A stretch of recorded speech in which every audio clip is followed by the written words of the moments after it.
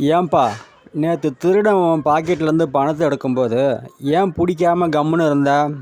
அவசரத்தில் எடுக்கிற எந்த முடிவும் சரியாக இருக்காதுன்னு பெரியவங்க சொல்லியிருக்காங்க. அதான் என்ன பண்ணலான்னு 2 நிமிஷம் யோசிச்சுட்டு இருந்தேன்.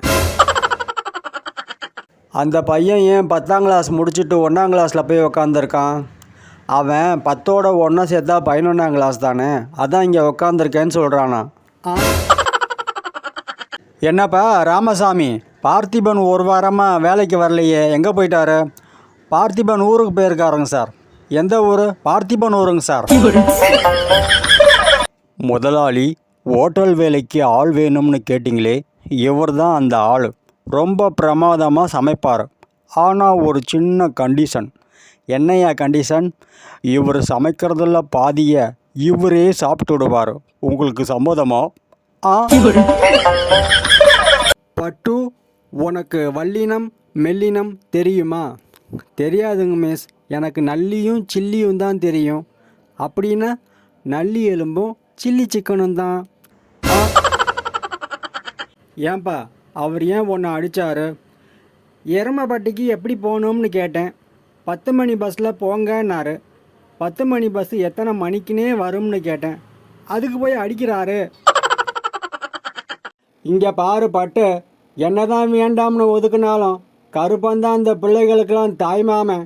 எந்த முறையாக இருந்தாலும் அதை செய்கிற உரிமை இந்த கருப்பனுக்கு தான் இருக்கு. வீடு தேடி வந்தவனை வாசலில் நிற்க வைக்காம உள்ளவான் கூப்பிடுறதா மரியாதை. என்ன நண்பா, உனக்கு பேய்னா பயம்னு சாமியாரை பார்க்க போனிய, சாமியார் என்ன நண்பா சொன்னார்? அதுங்களுக்கு அமாவாசை அன்னைக்கு தான் ஒர்க்கிங் டேவாம், மற்ற நாள்லாம் லீவில் தான் இருக்குங்களாம். அதனால் ரொம்ப கவலைப்படாதீங்கன்னு சொன்னார். அது தேர்தலில் 100% வாக்கு பதிவாகணும்னா என்ன செய்யணும்? ஓட்டு போட வர எல்லாருக்கும் 1 கிராம் தங்கம் இலவசமாக கொடுக்கணும். பீட்டர், ஜீசஸ் கிட்ட என்னப்பா வேண்டிக்கிட்ட?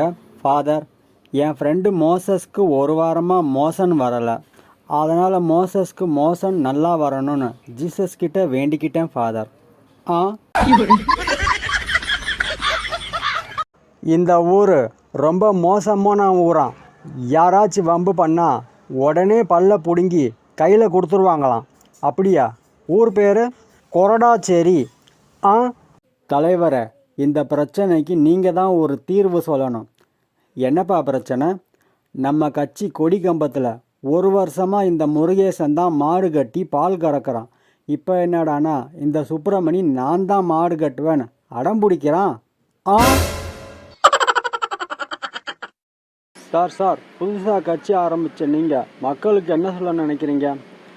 நான் ஆரம்பித்த கட்சிக்கு வேணா நான் தலைவனாக இருக்கலாம், ஆனால் மக்களுக்கு எப்பவும் சாதாரண தொண்டனாக இருந்து தான் சேவை செய்யணும்னு ஆசைப்படுறேன். நான் எப்பவும் பல்லு விளக்காம தான் சோறு துண்ணுவேன். வாய் ரொம்ப நார்னப்ப அதை நான் பெருசாக கண்டுக்கலை. காலங்காத்தால் காப்பி எப்போ பேஜார் பண்ண ஆரம்பிச்சதோ அப்போது நான் மெர்சல் ஆகிட்டேன். சரி, இதை இப்படியே விடக்கூடாதுன்னு எங்கள் ஆயாவாண்ட கேட்டப்போ அந்த கேள்வி சொல்லிச்சு அடுப்பாங்கரியை எடுத்து பல்லு துளக்குடின்னு. அது மெய்யாலுமே வேலை செய்யுது. தேங்க்ஸ் அடுப்பாங்கரி. மாப்பிள்ளை ஏன் எதுவும் பேசாமல் உக்காந்துருக்காரு?